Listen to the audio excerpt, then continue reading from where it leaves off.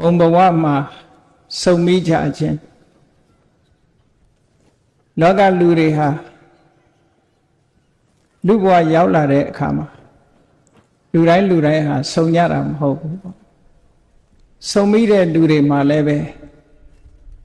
အချင်းချင်းညှိနှိုင်းထားတာမဟုတ်ပေမဲ့လို့သဘာဝချင်းတူညီတဲ့ပုဂ္ဂိုလ်တွေဟာစုံမိကြတာပဲဒီကနေ့ညဝမ်းတွင်မြို့က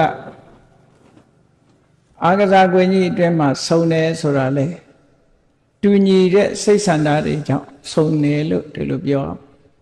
အဲ့လိုဘုံဘဝမှာစုံမိကြတာတွေနဲ့ပတ်သက်ပြီးတော့ဘုရားမြတ်စွာဟာ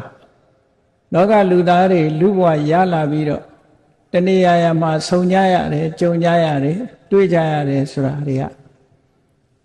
အတွင်းဓာတ်ခန္တီတူညီတဲ့သဘောနောက်ခံ